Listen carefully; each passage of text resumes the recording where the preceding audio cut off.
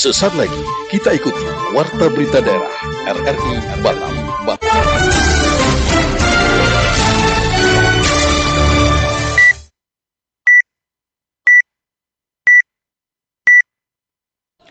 Pukul 13 waktu Indonesia Barat.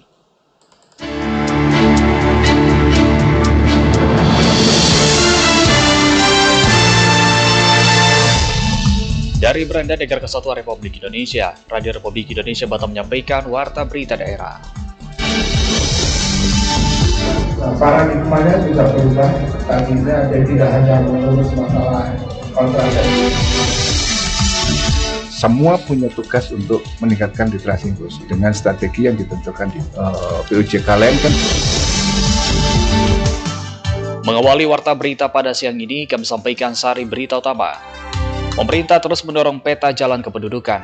OJK dorong masyarakat pahami aturan aset kripto.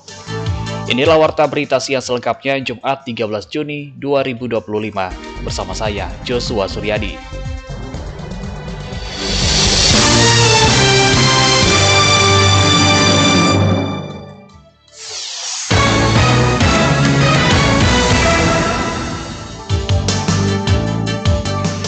BKKBN dorong pemerintah daerah lebih berkomitmen dalam pembangunan kependudukan melalui peta jalan kependudukan Batam. Kementerian Kependudukan dan Pembangunan Keluarga atau BKKBN mengadakan kegiatan Regional 1 Sumatera internalisasi peta jalan pembangunan kependudukan tahun 2025-2029 dan rencana aksi dalam dokumen perencanaan pembangunan daerah. Kegiatan berlangsung di Kings Hotel pada Selasa kemarin. Pertemuan ini dihadiri Bapeda tingkat provinsi, perangkat daerah yang menangani bidang pengendalian penduduk dan KB, serta perwakilan BKKBN provinsi yang ada di wilayah Sumatera. Inspektur Utama Kemenduk Bangga atau BKKBN Ucok Abdul Rauf Damenta mengatakan diperlukan kebijakan kependudukan yang komprehensif dalam rangka menyongsong bonus demografi. Karena itu, Grand Design Pembangunan Kependudukan atau GDPK disusun sebagai landasan penanganan persoalan kependudukan yang terencana, sistematis, dan berkesinambungan. Ini adalah akan dilakukan internalisasi peta jalan dalam dokumen perencanaan pembangunan. Kenapa diinternalisasi? Karena peta jalan itu merupakan turunan dari GDPK, Grand Design Pembangunan Kependudukan Keluarga, yang telah selesai kita revisi bersama Bappenas dan kementerian lembaga terkait. Di samping itu, ini juga sekaligus bentuk mensosialisasikan berubahnya nomenklatur BKKBN dari Kementerian Kependudukan dan Pembangunan Keluarga. Paradigmanya juga berubah, tadinya dia tidak hanya mengurus masalah kontrasepsi saja, tapi kita lebih pada bagaimana mengedukasi masyarakat, memberdayakan masyarakat, dan sehingga menjadi manusia-manusia unggul, generasi unggul untuk menuju Indonesia Emas di 2045. Deputi Bidang Pengendalian Penduduk Kemenduk Bangga BKKBN, Bonifasius Prasetya Ikhtiarto, turut menambahkan, GDPK merupakan sebuah dokumen rancangan induk sehingga masih diperlukan instrumen untuk penjabaran lebih rinci. Oleh karena itu, diperlukan adanya peta jalan pembangunan kependudukan atau PJPK tahun 2025-2029 untuk membantu mengimplementasikan GDPK ke dalam perencanaan pembangunan di daerah.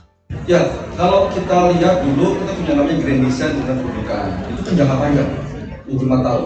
Sehingga teman-teman di daerah bingung untuk menjalankannya, per 5 tahun seperti apa, bahkan per tahun seperti apa. Nah, kami mencoba untuk memberikan guidance. Ini loh, 5 tahun ini sesuai dengan RPJMN, sesuai dengan visi misi Bapak Presiden Asal Cita. Ini loh, ada 30 indikator yang terkait dengan people centered development. Selama 5 tahun, kalian jalankanlah masing-masing per tahun seperti apa.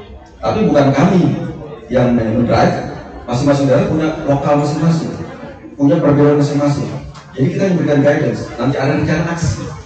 Kepala BKKBN Kepri Rohina mengatakan bahwa pertemuan ini menjadi sangat krusial sebagai langkah awal untuk menjaga keselarasan tujuan, indikator, dan capaian antara pemerintah pusat dan daerah. Pertemuan ini bertujuan untuk meningkatkan komitmen pemerintah daerah sekaligus pemahaman pengelola program daerah tingkat provinsi maupun kota dalam internalisasi peta jalan pembangunan kependudukan tahun 2025-2029 dan rencana aksi ke dalam dokumen perencanaan daerah. Dari Batam, Kepulauan Riau, Nur Mahfud melaporkan.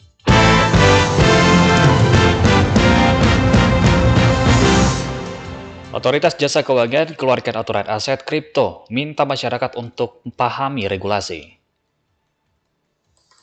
Otoritas Jasa Keuangan (OJK) mengeluarkan aturan baru terkait pengawasan aset kripto di Indonesia.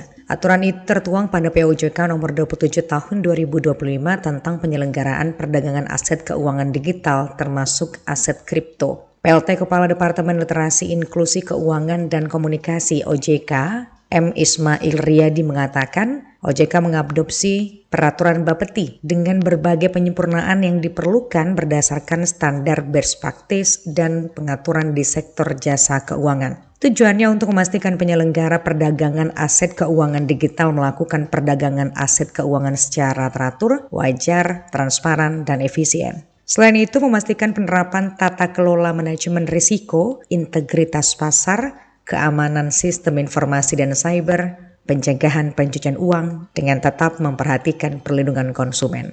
Semua punya tugas untuk meningkatkan literasi inklusi dengan strategi yang ditentukan di POJK lain kan juga harus memiliki, karena ada POJK yang mengatur tentang kewajiban masing-masing pelaku usaha keuangan jalannya untuk melakukan edukasi. Kalau sudah mengetahui, memahami dengan baik produk resikonya itu, maka diharapkan konsumen atau masyarakat tidak akan salah. Ismail melanjutkan, OJK menyusun strategi menjadi 3 fase transisi. Fase pertama adalah soft landing yang berlangsung pada awal masa peralihan, kemudian fase kedua adalah penguatan, dan fase ketiga merupakan fase pengembangan. OJK menghimbau konsumen dan calon konsumen aset keuangan digital untuk memiliki pemahaman yang baik terkait risiko transaksi. Peran aktif penyelenggara perdagangan aset keuangan digital dalam meningkatkan literasi konsumen juga perlu ditingkatkan. Dari Batam, Kepulauan Riau, Sarah Melina melaporkan.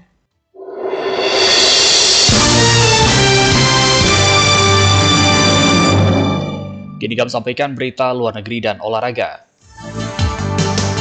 Dari luar negeri dikabarkan, sebuah kapal kargo berbendera Singapura terbakar di lepas pantai Kerala, India, yaitu kapal MV One Hai 503 yang membawa lebih dari 1.700 kontainer termasuk 143 kontainer berisi bahan berbahaya. Dilaporkan mengalami ledakan beruntun saat berlayar dari Colombo menuju Mumbai. Kebakaran masih berlangsung, terutama di dek bagian dalam dan di sekitar tangki bahan bakar. Di antara muatan berbahaya yang dibawa kapal sepanjang 270 meter tersebut, terdapat cairan mudah terbakar dan zat beracun. Helikopter Angkatan Udara India mengerahkan sejak Kamis pagi 12 Juni 2025 untuk mendapurkan bubuk kimia kering dari udara, sementara kapal penyelamat menyemprotkan air dari laut guna mengendalikan kobaran api. Lebih dari 22 kru kapal, 4 orang masih dinyatakan hilang. Pencarian terhadap mereka terus dilakukan dengan bantuan pesawat pengintai dan 5 kapal Angkatan Laut India. Selanjutnya pendengar, kami hadirkan untuk Anda laporan olahraga.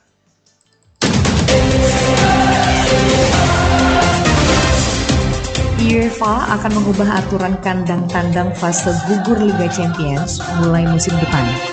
Tim peringkat tinggi di fase Liga akan memiliki kans untuk terus menjalani leg kedua fase gugur di kandang sendiri. Pada musim 2024-2025 yang baru usai, yang ditandai dengan kenaikan jumlah peserta menjadi 36 tim dan memakai format baru, ke-8 tim teratas klasemen fase Liga akan lolos langsung ke 16 besar. Mereka juga berhak menjalani leg kedua di kandang sendiri. Meskipun demikian, perempat final dan semifinal pengundian kembali dilakukan untuk menjelaskan mengapa Barcelona dan Arsenal yang memiliki peringkat fase Liga lebih baik dari Inter Milan dan PSG menjadi tuan rumah di leg pertama semifinal lalu. Melansir Detik Sport, musim depan aturan itu akan diganti seperti diberitakan oleh ESPN. Posisi di fase Liga akan menentukan siapa yang akan mendapat jatah leg kedua di kandang sendiri. Sebagai contoh, jika Real Madrid finish teratas dalam klasemen akhir fase Liga, mereka akan mendapatkan jatah tuan rumah di leg kedua tak hanya di 16 besar, namun juga di perempat final dan semifinal jika lolos ke fase tersebut. Intinya, tim dengan peringkat fase Liga tertinggi akan selalu menjadi tuan rumah di leg kedua dalam sebuah pertandingan fase gugur. Harapannya aturan ini akan membuat setiap tim akan tampil maksimal mengejar peringkat fase liga sebagus mungkin. Perubahan ini telah disetujui dalam rapat komite kompetisi klub UEFA sebelum laga final championship pekan lalu. Pengesahannya akan dilakukan komite eksekutif UEFA sebelum 28 Agustus yang merupakan tanggal pengundian fase liga musim 2025-2026. Tidak hanya di Liga Champions, perubahan ini juga akan berlaku di Liga Eropa dan Conference League. Ganda putra kembali menjadi tumpuan Indonesia untuk merebut gelar di Indonesia Open 2025. Walaupun pencapaian belakangan ini relatif belum bisa sesuai harapan. Sudah menjadi rahasia umum, ganda putra kerap menjadi sektor yang diandalkan PBSI untuk meraih gelar juara. Hal itu tak lepas dari catatan yang mereka torehkan. Ada ketika ganda putra Indonesia sampai mendominasi ranking top 5 BWF.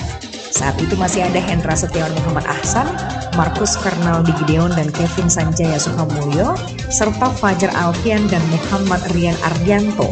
Kemudian Bagas Maulana dan Muhammad Sohibul Fikri yang masih berpasangan terus dipersiapkan untuk menjadi pelapis. Namun seiring dengan berjalannya waktu dan pensiunnya dua pasangan ganda putra, Hendra dan Kevin, progres positif ganda putra seolah menurun.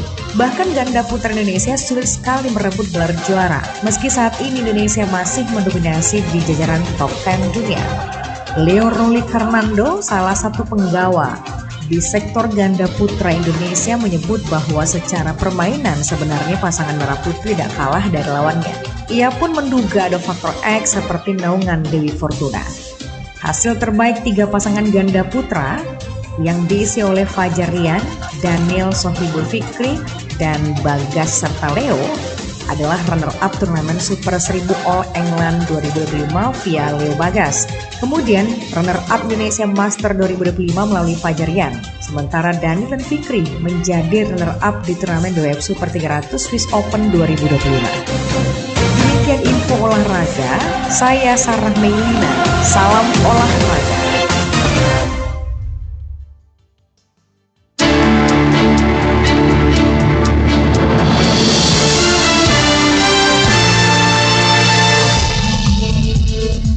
Demikian rangkaian informasi dalam Warta Berita Daerah RRI Batam. Sebelum berpisah, kembali kami sampaikan sari berita utama. Pemerintah terus mendorong peta jalan kependudukan. OJK dorong masyarakat pahami aturan aset kripto. Tetaplah bersama kami pendengar di Persatu RRI Batam dan dapatkan informasi lainnya di portal resmi kami di rri.co.id. Anda juga dapat menyampaikan update informasi kepada kami di sosial media kami, Facebook dan juga Instagram @Pro1RRI Batam. Mewakili tim redaksi bertugas, saya Joshua Suryadi mengucapkan terima kasih atas perhatian Anda. Selamat siang.